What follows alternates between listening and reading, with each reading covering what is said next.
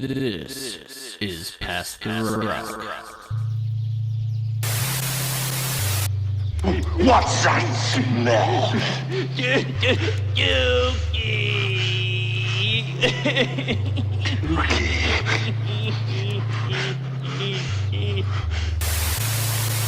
This November, Adam Sanders shits in your eyes, ears, and mouth. This is important. What could be more important than your family, Richard? Science?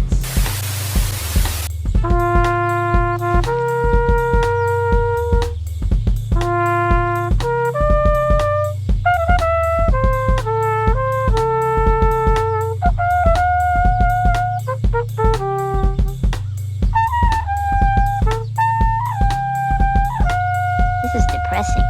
You want to go play in the cemetery? Okay.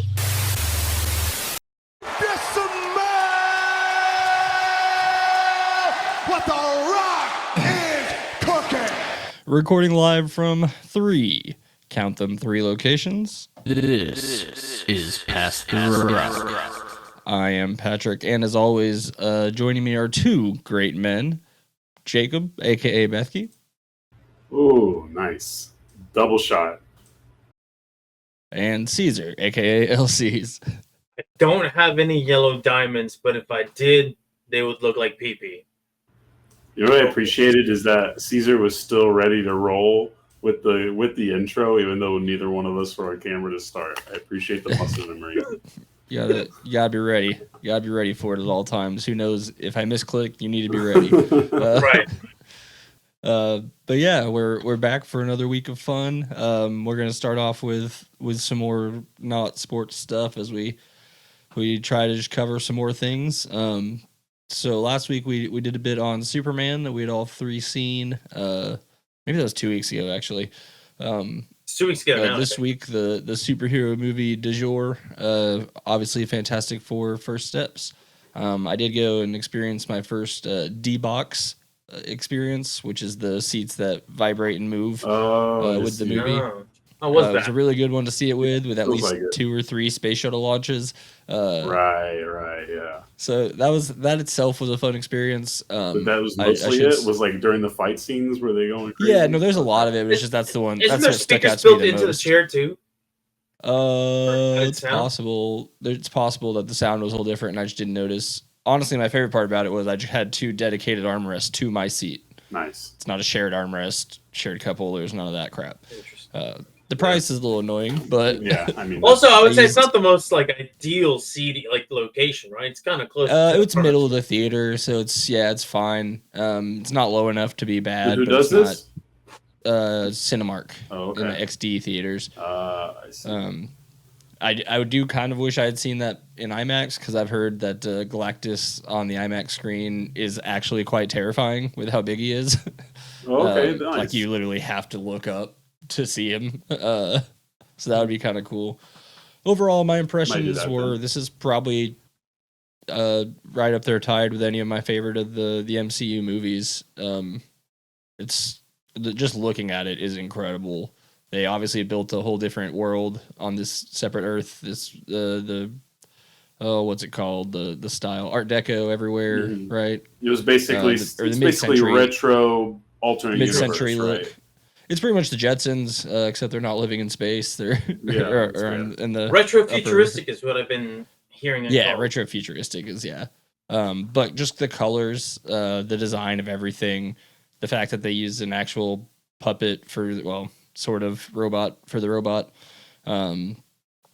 Just the attention to detail on some of that little stuff. Heard was the so robot's cool. going to make them some money in sales. You know what I mean? I would think in toys, yeah, you'll probably get some merch out of that. Yeah. It's not perfect, but as far as a Marvel Cinematic Universe movie is, I'd be hard pressed to find one I would say is that much better. For me, it's this one, the first Guardians, and I think Infinity War was probably the best of all the other I'd stuff. say Civil War is sneaky good. I think that one's sneaky. The problem good. is once you've seen it already and then you think about that one, you're like, nothing happened. Literally nothing happened in that movie.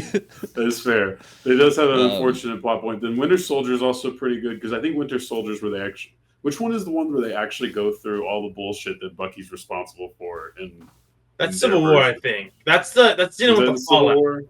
Because Civil War is where you find out about his relationship with the Stark family. family. Where we find out that he kills JFK and all the. And who knows? Maybe part of why I don't love Civil War so much is because they got Spider-Man rights like in the middle of making it and just kind of threw him in there. Yeah, I mean him and Black Panther more or less. I think they just both get tossed in there to intro. But I mean, still fun. I think for the most part, they're all fun. I think the movies are swinging back to being on the better side after a little lag in quality. I think they didn't go balls to the walls. I think they unfortunately had an opportunity with like Multiverse of Madness to make a really fun, dark, kind of almost scary movie, and they chose not to. I should say, as a standalone, I actually really did enjoy that. I think Raimi's an awesome director. But imagine if you got to, was cool.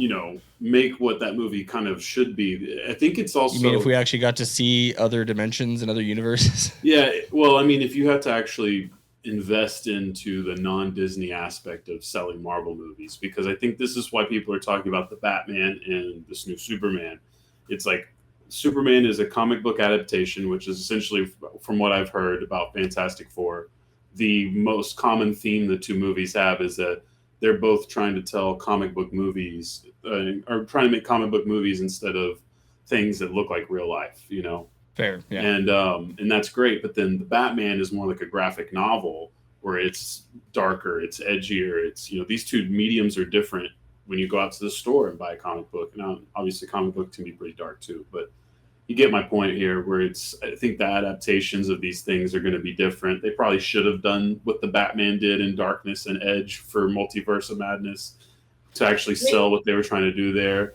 Then the Kang thing was just a misread. I think almost everybody a lot of the laughed issues at that just one. come from trying to make stuff, making claims too far in advance instead of just rolling naturally. So you got people working on stuff that's being affected by other projects they're not allowed to know anything about. They got bold with Thanos, but Thanos was an easy way to sell that whole universe over a long term, and then they really only teased it, so it wasn't as big a deal. And going back to the Kang, they really dropped the ball there because he is supposed to be a huge threat on par with Thanos, and then they absolutely neutered him because he loses in his first movie to Ant-Man of all people, and it's not even Ant-Man's primary villain as far as I'm concerned too. So no, I think they had opened it up with doing all the variants that could have just been a variant, not the ultimate variants. But the problem is you now framed him as a loser. You framed him now as a loser. Even if you bring in another variant, anybody who watched that movie, that's going to be like in the back of their minds, like, what is it? James Gunn ran into some problems with Superman and how to nerf him and how to use the best out of him to tell a story. This is probably my biggest thing I'm interested with watching Fantastic Four going in is not any of the four, but the Fantastic Fifth, that I'm actually very impressed that they went ahead and told this story this soon. I think it was the right call, and I don't know how they handle it all, so maybe that answers my question. Baby? But Franklin Richards is like not even just the most powerful thing that we've seen in MCU yet. For as much as I understand from the nerds, like this is the most powerful character that's ever been created in like comic books, right? Definitely in the discussions, he is up there for sure. Like top three. So Franklin Richards being introduced, I think, is incredibly bold. I think it's smart because it capitalizes on the baby stuff that people have been enjoying lately. It gets the general audiences in, but it is interesting because you have to, I can kind of guess how this movie ends, knowing a couple of things about these things, but it's like, okay, you're gonna have to nerf this baby at some point, or if you already did, then it's going to be a whole nother thing in the future. Like, there's going to be so many plot holes, just like with Spider-Man in New York. It's like, why is there this much bullshit happening in New York without Spider-Man ever showing up? it's the same issue with Franklin Richards being around in the universe. Well, I mean, now. the reason they had to send Captain Marvel halfway across the universe. Right, Captain Marvel. You're right, Captain Marvel. They nerfed the shit out of Captain Marvel. So she just immediately shows up and just destroys half of Thanos' army in like a snap. True. Now, the nerf to Franklin Richards is that he is, in fact, just a baby, right? He has no idea what he's doing. So but it's like, even as this a baby, the comic book Franklin Richards is quite powerful. Yes, for sure, but he doesn't have they don't even sentient remotely shy control. away from any of that. There's never that's never a surprise that you're like, oh, who would have thought that these two superpowered beings were also going to have a superpowered child? Now you might not know the extent of it, obviously, but yeah, and also I saw this earlier in the comics. Every year, Franklin Richards in the comics wipes his own memories of what he's capable of, so he's relearning to use his powers constantly. Fucking Piccolo with the weighted clothes. Yeah, so basically, the writers realizing, this guy could pretty much solve anybody's problem. He just nerfs himself. Like the writers actively make him nerf himself. So it's true. I like that. Let that be what. But yeah, I think the best thing about it probably is that it doesn't feel like it's a Marvel Cinematic Universe movie. Really, no. the whole time through. The way they found a way to. Yeah, the way it looks, the way it feels, unfortunately, even the way the it sounds. The way the color the palette Russos too. get back the control of these characters for the next movies.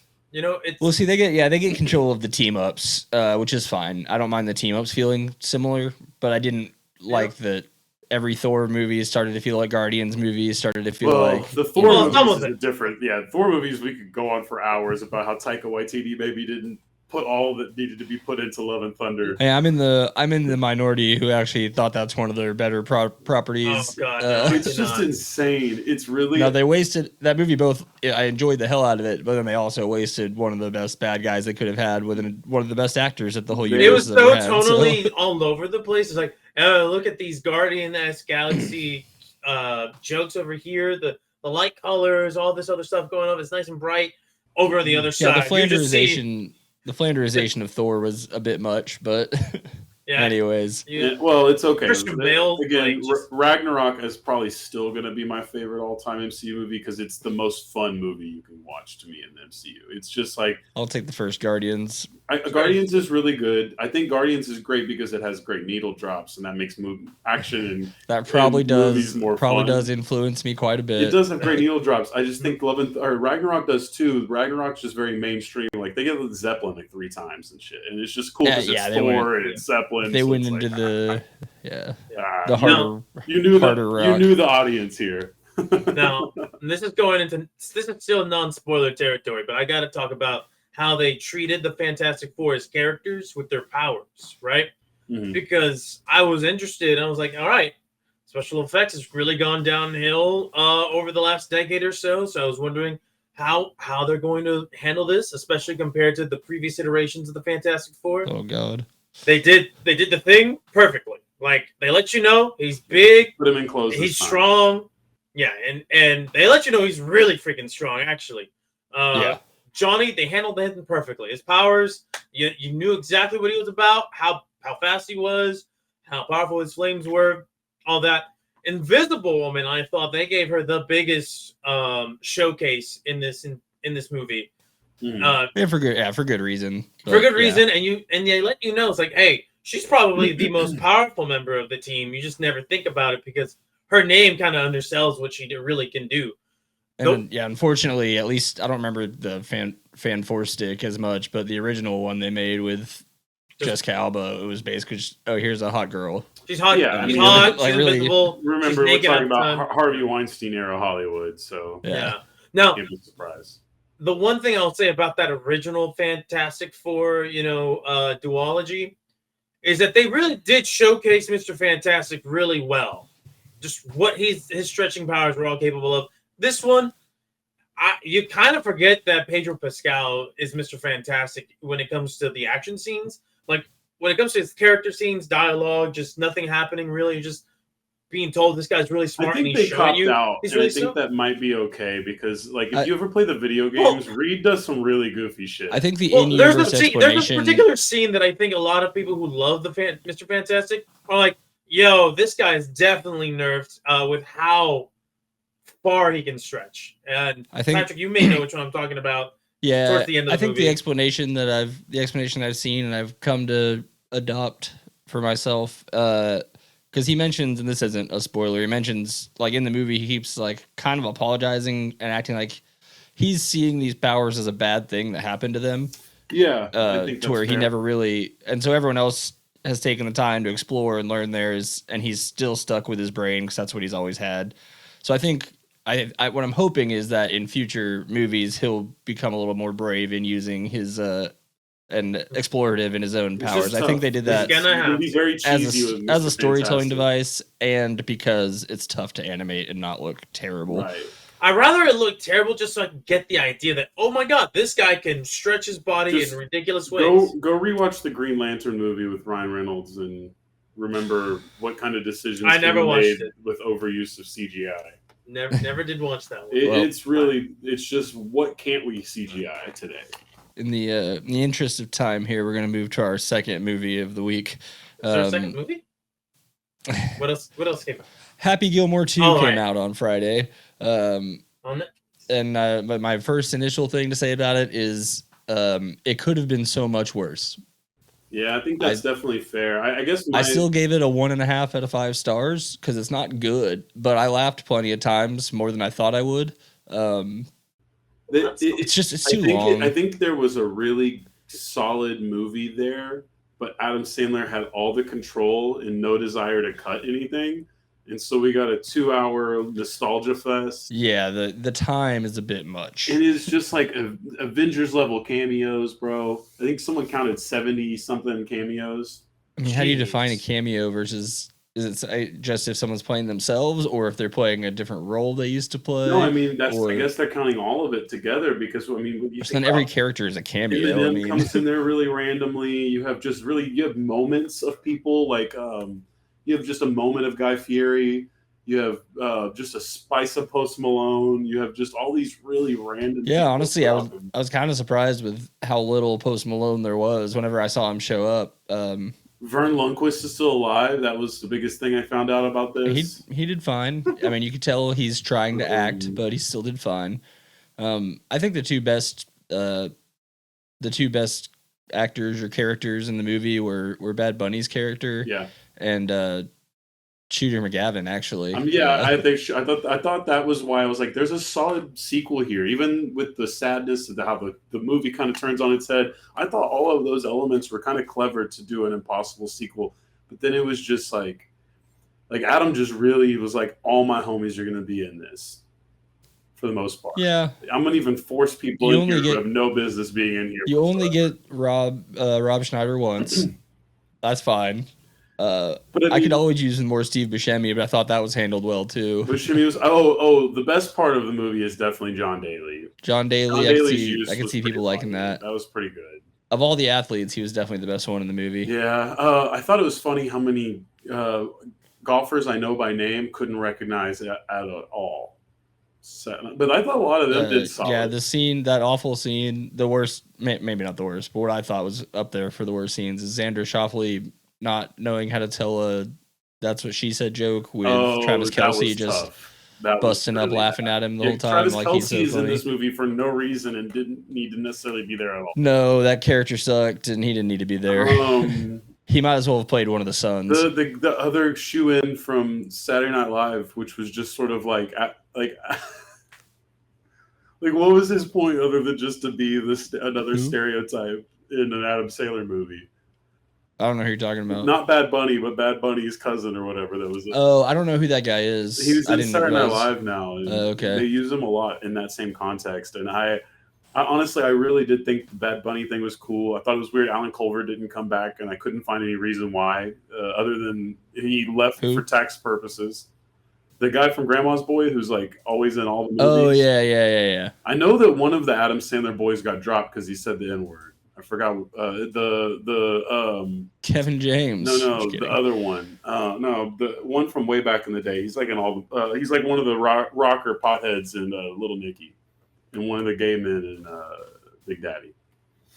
I'm not gonna He was also in Grandma's Boy. He was the dealer in Grandma's Boy.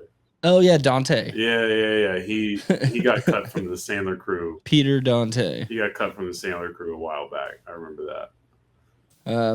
But you know, it was fine. Like I said, I was expecting it to be so bad that I was pleasantly surprised. Oh, it does carry a little long, but they absolutely were heinous for doing as many of the callbacks to the first movie as they did. With like the actual scene being if put in there. There has never been more evidence of societal brain rot. It's this movie. Well, I guess maybe I think you can explain that as half the people watching probably haven't even seen the first one, so we got to give them some hand-holding. Why do they care about the second one, or if they care that much, they'll go watch the first one? I was baffled how many times, like when they first did it, I was like, okay, whatever.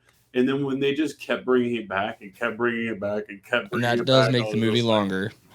I was just like, bro, and I know it's worse because I double featured it, so I just watched the movie. Yeah, but I was just like, bro, what in the fuck are we doing here, man? But plenty of laughs. I wouldn't necessarily recommend anybody watch it unless they just enjoy the first one so much they want to see what happens. I can't tell you how much better than Joe Dirt 2 it was. Oh yeah. Joe Dirt 2 was the Crave original, I believe. Good thing that went on a weird. I think it was a weird platform. I feel like time travels. I think it was Crackle. Crackle, you're right. It's Crackle. He time traveled. He named Leonard Skinner. So not great. Here's what I thought Happy Gilmore 2 should have been. And I don't know if Adam would have ever thought of this, but I think he should have done what the superhero movies have done. And he should have done like Wolverine and Deadpool. And he should have just put together all of his movies. I mean, I needed like little Nicky to come out. I need like his demon brother to come out at one point. Don't worry, he's still got a few more to make for Netflix. So. Oh, maybe that's the issue, is he's still waiting to do the great. He's trying to figure out how to work Kevin James into it.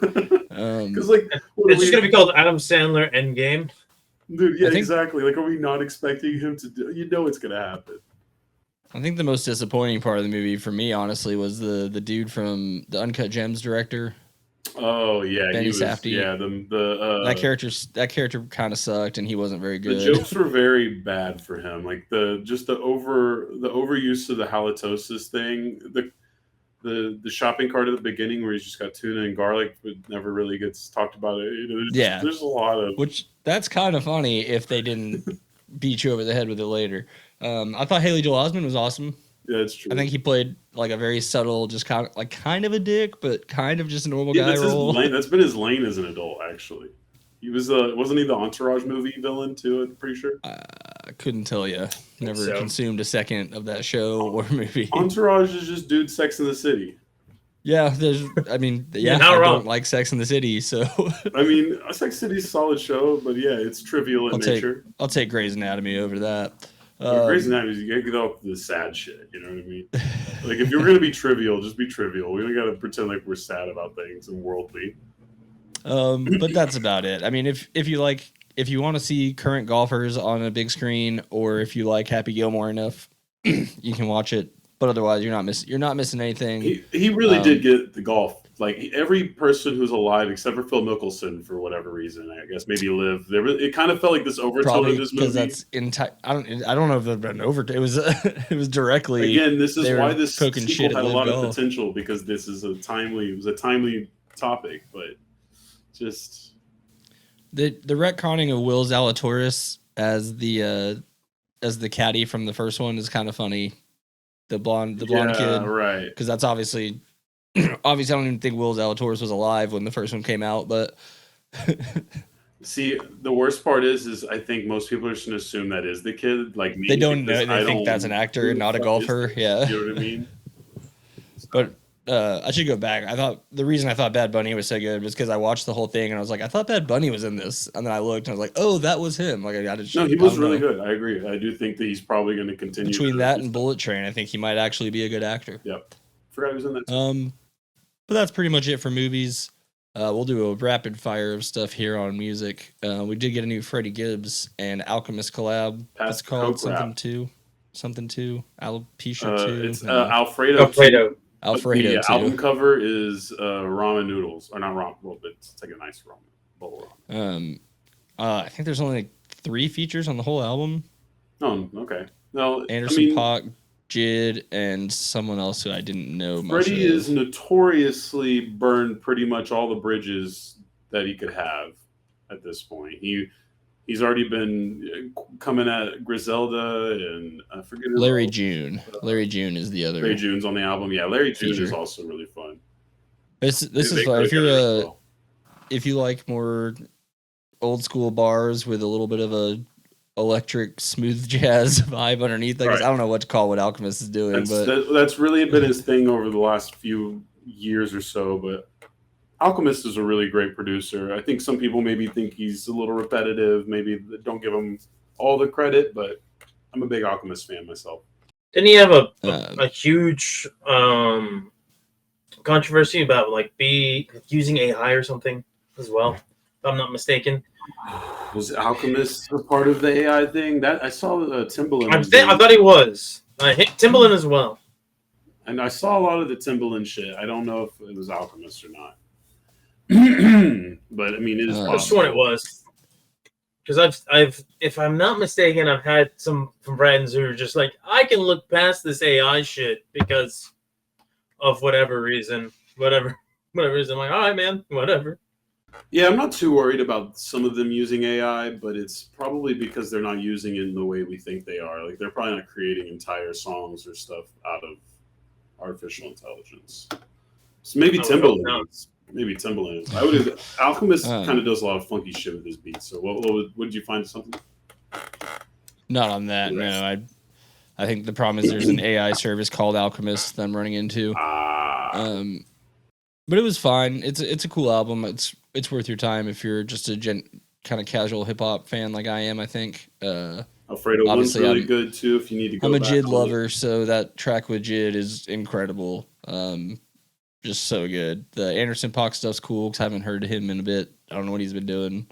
He's got the No Worries albums. They just dropped another one recently. Him and Knowledge. Yeah, and Freddie Gibbs is kind of an effortless rapper. I mean, yes, very good fast, flow. slow, whatever he's doing. Yeah. He makes it feel comfortable. Very, very smooth rapper, I would say. He's one of my favorites. I've had some pretty deep Freddie Gibbs moments in my listening times. Recently, not as much. It does feel like he kind of found a lane like 3-4 years ago with Alfredo 1 being really good. I think he won a Grammy for Alfredo 1. But then even Pinata before that, incredible shit. It was nominated for Best Rap Album, but did not win. Okay, that was what it was. Yeah, Bandana, really good. He's just had some incredible stuff. And when you go back far enough, because he's been around for a while, there's some really good stuff when he was signed with Jeezy way back when. But that's very different from what he does now for the most part. All Coke Boy rap. But Coke Boy rap has changed quite a bit since he's been involved. Nowadays, it is more bluesy, jazzy, these art house ass beats talking about cooking up coke in the kitchen. Okay, so you will probably agree that King's Disease should have won Best Rap Album that year. Oh, yeah, no. King's Disease 1, 2, and 3 are all pretty good. King's Disease 1 is definitely the best. It's King's Disease, Black Habits by D Smoke, Alfredo, A Written Testimony, Jay Electronica, and Royce to 5'9's The Allegory. JLX album was good too, but JLX is a funny one because like no one knows what he's talking about because he talks about a lot of things that aren't probably mainstream. But like I think if more people listen to Jay Electronica, he would be a very controversial artist.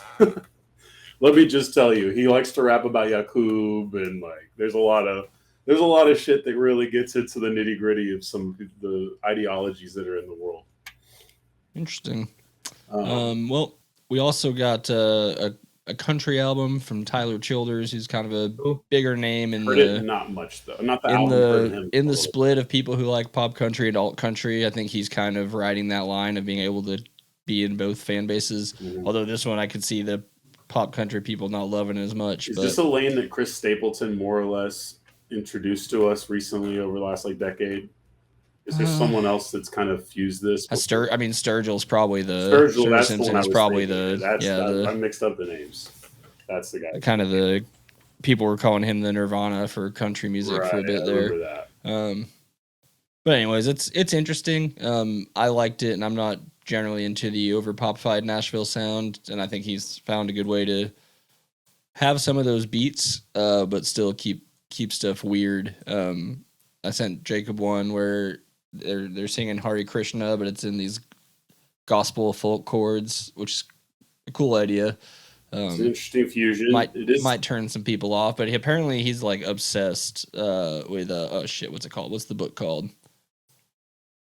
Which one? With Krishna, because Krishnas are they're like monotheistic.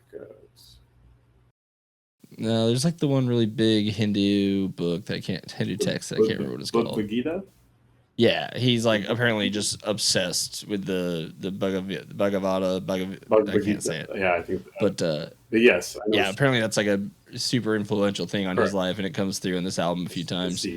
Nice. I think it's something where it took him a couple years to actually be able to read it and understand it, which I would assume that's not your first language, it's probably tough. It's translatable. Yeah. So that's fun, and then we'll get into the sadder parts of the show, I guess, a little bit. First, with the passing of Chuck Mangione, who you may know from That Doesn't Feel So King Good. of the Hill, Yeah. or from his album Feels So Good. Jazz flugelhorn player. It's some really cool music if you like some instrumental dancey jazz, like 70s era jazz. And again, like I said, big time player in King of the Hill, as you saw in the intro. So that a little sad for me. I'll never forget taking hallucinogenic drugs and listening to that album with Carl Farmer, and just having a blast watching some Cowboys game on mute. Sports on mute with some music is underrated, underappreciated. Especially with the drugs, seeing the fans in slow mo yelling on the cuts from and to commercials, it's just so funny. The rest in peace, Chuck. Keep playing the horn in heaven. And then we'll get to what is kind of the biggest story of the week in non Big Four sports, I guess. The passing of Terry. What's his name? I don't know. It's Hollywood. I thought his first name was Hollywood. Hollywood Hulk Hogan, who has a real name that I've forgotten. Terry Bender. Terry Jean Boella or some yeah. Bollea. Yeah. Derek. God damn it, Derek. So yeah, kind of especially for people our age and a little bit older, a name that's just always been around in pop culture is where they really get into the rabidness. We're just aware of them because his old ass was still. Yeah, I watched enough VH1 that I would see him. Shit on there, right? That was Three Ninjas that you put in the intro? Dookie. No, that was a different movie, I think. I think it might just be called Dookie, but I don't know if that's just what the scene is called or if that's what the movie's called. That's I think the only that thing was I've from seen Three Ninjas because wasn't he the bad guy in one of the Three Ninjas movies? I mean, he's the bad guy in a lot of movies. He's a bad guy in a lot of things. Oh, so many things. He has a most famous heel turn in wrestling. I know that. That is one true. dude. Oh shit! Somebody coming from? An alien is coming down to rule over us. I did want to give Caesar an opportunity here to kind of enlighten me and whoever else on the history of the wrestler known as Hollywood Hulk Hogan. All right, let's give this my best try possible, gentlemen. Because there has been a lot of talk about Hulk Hogan. A lot more bad than good, depending on what areas of the internet you occupy. Let's just talk about the wrestler first, I suppose, because that is first and foremost who I guess is, we know like the guy Terry's dead, but Hulk Hogan, the character, the wrestling legend, like that he is gone, right? And he's been gone for a while, but at the peak of his stature, Hulk Hogan, absolutely one of the pillars of North American wrestling in the 1980s. All right, he was one of the first ones to really cross over into the mainstream.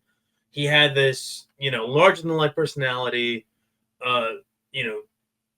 The theme song, Real American, you'd see him in his classic yellow trunks, waving the American flag. He'd have this all of his mannerisms where he does this, ear to the crowd, He would Hulk up anytime, it was time for him to make his comeback in the wrestling ring.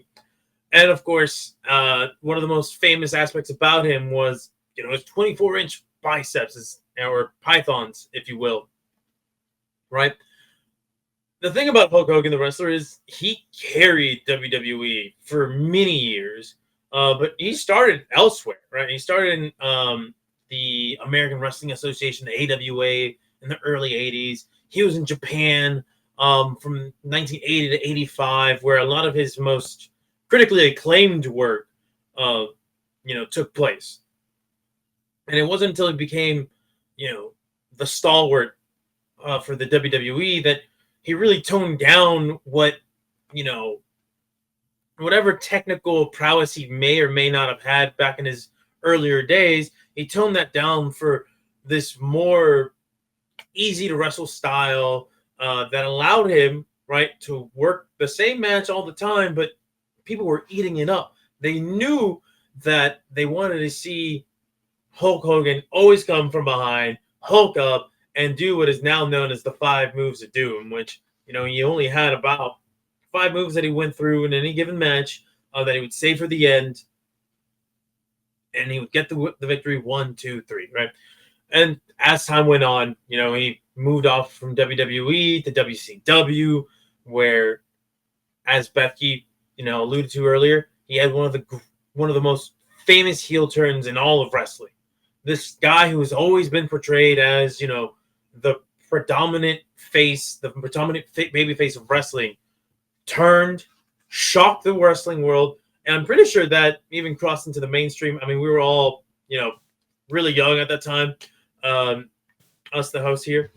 But we all remember the shirts. The NWO shirts, New World Order, and it was one of the most just tide-shifting things in professional wrestling at that time, as WWE and WCW were going at it head-to-head on Monday nights. This really put WCW in the driver's seat, right? And then, eventually that cratered, and that's been documented so much that you guys can look up so many different videos about the fall of WCW. And then, of course, WWE, comes calling back. He comes back, does his final run in WWE. And as far as WWE wrestling fans are concerned, his career ended as soon as he left around 2005. Little did we know, he joined TNA for his final run in wrestling from 2009 to 2013, I believe. And after that, he would just make sporadic appearances for WWE until, his last appearance, which was, I believe, in earlier this year, if I'm not mistaken, or late December, where he got booed off stage. And that's going to lead me into the parts where let's talk about his stuff outside of the wrestling ring and how some of it bled into his stuff into the wrestling ring itself. So, one of the most notorious things about Hulk Hogan is his blatant racism and his racist remarks, statements that he has said to just normal people, other wrestlers, and how unapologetic he was about all of that shit. There is only one man who is. Oh, Jacob, Bethke, you're muted. You're muted, my guy.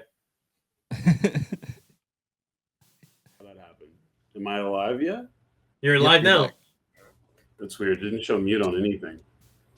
Interesting.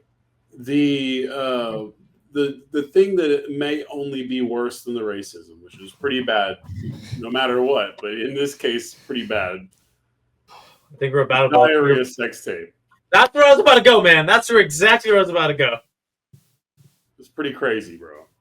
Yeah. So, for those of you who did not know, Hulk Hogan did have a fucking sex tape, and in the sex tape, he said a lot of. This also ties into what could be considered the most powerful man in the world. So, all right, this man goes into his sex tape, complaining about how he got diarrhea from sushi.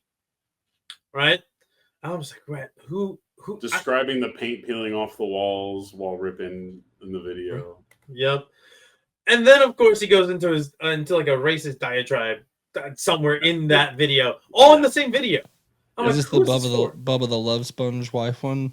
Or is this a whole different thing? No, That I might think be a it's whole all different one big. I think it was like a bunch of videos that they had gotten from one incident, Okay. basically, and so you got to see different ones. The funniest one I'm talking about, I've only seen mostly I've seen like bits and pieces of the racist tirade one, but from the funniest one is it gets posted on the internet a lot because it's just so absurd. But he's on the toilet, like cell phone in hand, just ripping ass, and then like talking about the paint peeling off the walls, like the most old white dude thing that's ever been. On the So this is internet. like This is the estranged Or, I wife mean, of new. Bubba the Love Sponge. Yes, Patrick. Okay, yeah. Because the fallout from Gawker releasing that tape, Right, he made a lot of money off it. And then Peter Thiel bringing Gawker down, and now Peter Thiel controls most Americans. So yes, Peter Thiel is watching this right now. He has to. This is the life he's chosen. But no, all jokes aside, though, I do think it's funny to bring up in this context too, because I'm old enough to remember. I don't remember when it all happened, but the NWO meme. That's a very famous internet meme. You guys know what I'm talking about, right? Where he's spray painting the NWO. It's obviously out of context, been used to make a very ridiculous joke on the internet, right?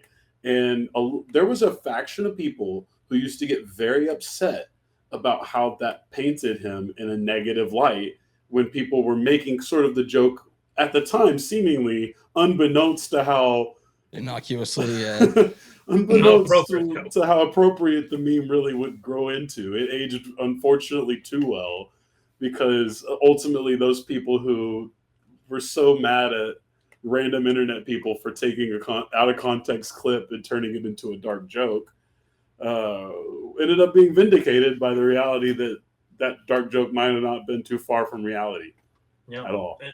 And one of the crazier things that that kind of, I guess, not like some of the fallout from that, right? He got caught on camera saying some really heinous things, about his son got into an accident and left, I think, a person paralyzed. And Hulk Hogan, instead of, showing any sort of kind of like empathy or sympathy for the parties involved, because, it was his son, he gets upset and says, we're going to be you're going to bring us bad karma. We're going to be reincarnated as a black family. I'm like, okay, wow. That's kind of fucked up. I know this isn't the point, but we should sit down. Well, I guess we can't now, and ask for how exactly he believes reincarnation works. Yeah, your whole family's gonna still be together, right? I mean, did you really think that he was thinking anything outside of the main point of the joke for him? No, I don't think he was really thinking anything. Yeah, CTE for sure. And so, drug use. He gets the above. Syphilis. Right. So he gets caught on camera saying this. This leaks, and then a bunch of black wrestlers in WWE, right?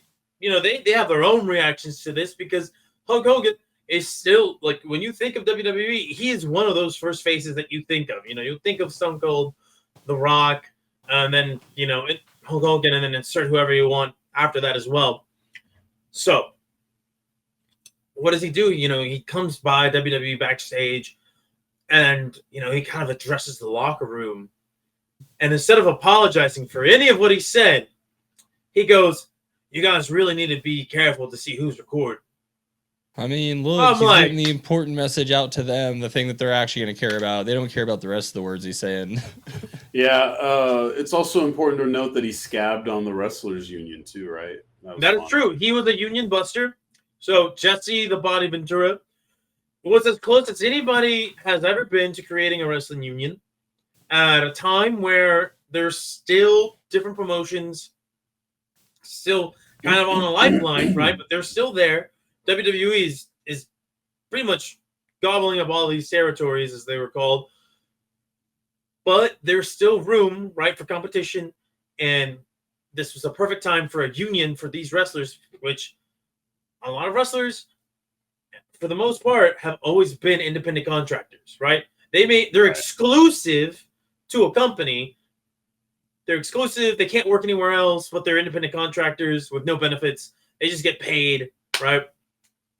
And so Jesse the Body Ventura is friends with Hulk Hogan and knows that if he has Hulk Hogan on his side, there is no stopping the creation of this union, and they have all the leverage in the world. Hulk Hogan is a real bastard for many reasons, and this is one of them. Real American hero. Yeah, and he rats out this bubbling union to Vince McMahon, and that's it, man. That's the end of that union. You're saying Vince McMahon did not do an honorable thing and help a union? Yep, I know that build is the shocking. WWE by Man. And then I bet his ex-wife isn't bad though. She probably wouldn't do anything crazy like that. No, I'd probably put her in charge of things like education. Right? She probably knows exactly what she's doing in that department. But anyway, so some other things I'm going to rattle out that really irked me about Hulk Hogan. Number one, obviously the racism and how unapologetic he's been about it. But then let's go down the list. We called Union Busters. Now let's talk about him being the wrestler behind the scenes. So in WCW, he had a contract where essentially he had full creative control over anything that involved him. So if he was involved in anything, he got final say. You can look up the contract too on the internet. It's really easy to access, and it'll leave you flabbergasted why anybody would offer this guy, any wrestler, 100% creative control, right? So he gets full creative control, and basically, what's now known in internet wrestling circles as that's not gonna work for me, brother. Stemmed from him saying, Hulk Hogan, we're gonna need you to lose to Sting here, or lose to Goldberg, or lose here, and he's like, that's not gonna work for me, brother. How about we do this? And it eventually. I do remember it being very overpowered. This would have been a very small window of my wrestling as WCW era. Yeah, and he was incredibly overpowered in that sense. And so one thing that followed him from WWE was what is known as putting someone over, right? It's when you let a younger person or just somebody else pin you clean 1, 2, 3. It helps establish somebody else in the eyes of the audience. He refused to do that in WWE for Bret Hart and for Macho Man Randy Savage. He basically was forced to do it for the Ultimate Warrior against his will because WWE wanted to create a new Hulk Hogan. And they're like, well, we can't do it with Macho Man. You guys kind of came in at the same time, but we can do it with the Ultimate Warrior. And then that ultimately didn't end up going anywhere for its own set of reasons. WCW comes around. And WCW, this is Ric Flair, this is Sting, this is the territory of so many other guys that are already established in their ecosystem. And so here comes Hulk Hogan, who just fucking does whatever the fuck he wants. And you just see it play out. It at first goes well and reaches the peak of NWO and then just craters down because the man just refused to lose to anybody if he didn't feel like it suited him, right? So you get that, the burial of talent, the refusal to work with the promotions, and also he just sucked in the ring. I don't care what anybody says. All right, the man was terrible. Oh shit! I don't know. My dog's barking. Sounds anyway. like someone disagrees. Oh, my dog's barking, and he's hearing me. Hogan's fucking resurrected from hell to come destroy Caesar right now, bro. I'll hit him one time in the kidneys, and he'll keel over. That guy was made of glass. Oh, but yeah, show him the Uncle Ben's rice, like Tony Soprano. Like Tony Soprano, yeah. But he was just not a great wrestler. He was a larger-than-life personality that struck big in the 80s. But guess what, people who need to educate themselves about Hulk Hogan, he stole his entire gimmick, word for word, bar for bar, from superstar Billy Graham, coming out with the boas around his neck. Is that what Billy Graham was doing? Billy Graham was doing the Hulk Hogan thing. Oh, no, he's the singer, right? Like the 11-year-old singer. I guess there's an 11-year-old singer. Which one's the evangelical? Yeah, it's Billy Graham. You're right. It is the passer. Yeah. Well, there's another one named Superstar Billy Graham, real name Wayne Billy Coleman. Graham. But if you look up Yeah, just any know of Billy his, Graham is something awful. yeah, if you look up any of his stuff from the 70s, Oh, yeah. right? That's He a was demon. one. Yeah, he was 100% exactly like Hulk Hogan took his entire shtick from Billy Graham. Billy Graham not having the national audience that Hulk Hogan did, like it was just so easy to steal because the thing is, a lot of these wrestlers they knew each other, they knew about each other, they traded VHS tapes, as where different things were happening in different promotions, and Hulk Hogan, being the unimaginative prick that he was, saw Superstar Billy Graham's like, I can do this, and I can take it to the bigger stage where I'm already at, and that's exactly what he did. And by the time like Hulk Hogan's hitting his prime, right, the peak of his popularity, the time had already passed. Superstar Billy Graham, right, his prime had come and gone, and this character that he created was stolen by somebody else. And so many sins that Hulk Hogan will have to pay for, and in the wrestling world, this is one of the bigger sins that you could have made, right? Stealing somebody's gimmick, taking it for your own, and not giving credit where credit is due. Now he has to fight in hell with Mecha Nancy Hitler and Chris Benoit. I think I'll wind up the end of this here with some of my favorite Hulk Hogan lies. As I've learned over the past week, is he is a notorious liar. Yeah, that's true. How about that one? Said he was scouted by the Yankees and the Reds. Oh, of course, brother. But then an injury caused him to not be able to play. Cuff, brother. He was supposed to play bass for Metallica. They asked him. That was but that's no one one of in the the funniest band, things. no one in the band has ever heard of I told him. him Ride the Lightning's a shitty name, brother. What else did we have here? Yeah, he claimed he said he wrestled 400 days in a year because of how often he had traveled between Japan and USA. The time difference, brother. Quick math shows that is not how any of that works. Maybe not to your lib math, brother. He was supposed to be the representative or sponsor for a series of grills, but he missed the call, so they went with George Foreman. That one, yes, that one I did know. I think he probably would have turned it down anyway. He said he partied with John Belushi after Mania 2 in '86. Unfortunately, John Belushi died in 1982, so either he was weakened at Bernie's-ing a 4-year-old corpse of Belushi, or he's a liar. Or more likely, he was hanging out with Jim Belushi. And that's actually, yeah, that could be one where he thinks he's telling the truth. Says Elvis was a Hulkamaniac, despite Elvis, dying before Hulkamania was a thing. He meant in spirit. They're both culturally MAGA before MAGA ever existed. So, yeah, I just want to list some of my favorite lies there. I think that'll wrap up our first quarter, which is going to be an extended first quarter. Yeah, you got buried, brother. Looking at you, watchers and listeners, and good riddance and goodbye and all that. He's looking up at us now.